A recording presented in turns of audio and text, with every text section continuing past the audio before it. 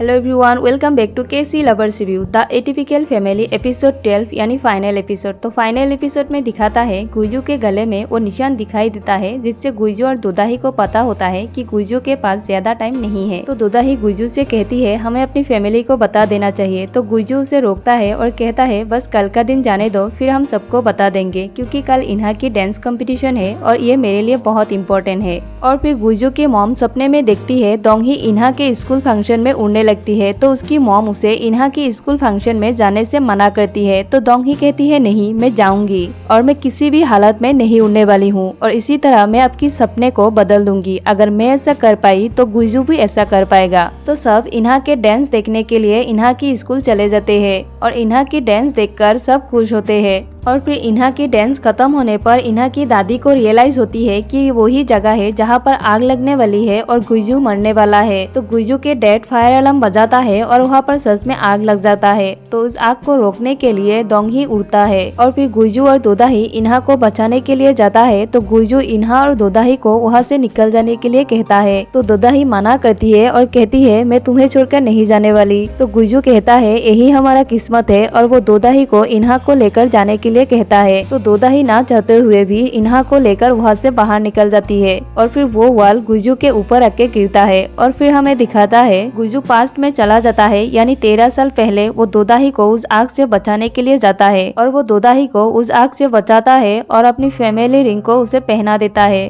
और वो खुद उस आग में मर जाता है। और फिर हमें 5 साल बाद दिखाता है गुइजू का डेथ एनिवर्सरी होता है, लेकिन उसकी डेड बॉडी नहीं मिला था। और फिर दोदाही की 5 साल का एक बेटा दिखाता है जिसका नाम होता है नूरी, और नूरी के पास भी सुपर पावर्स होता है। तो दोदाही को जब पता लगती है कि नूरी पास्ट में जाके चीजें भी ला सकता है, तो दोदाही अपने बेटे से कहती है क्या तुम पास्ट में जाकर अपने डैड को वापस ले आ सकते हो। तो नूरी कुछ नहीं कहता है। तो दोदाही सैड होकर वहाँ से उठ के जाने लगती है और तभी वो पीछे मुड़ के देखती है नूरी अपनी डैड यानी गुइजू के साथ खड़ा है और गुइजू दोदाही को देखकर मुस्कुराता है। तो दोदाही भी मुस्कुराकर गुइजू से कहती है वेलकम बैक। और यहीं पर ये ड्रामा खत्म हो जाता है। आई होप आपको ये ड्रामा और मेरी एक्सप्लेनेशन पसंद आई हो। Please subscribe my channel and like this video.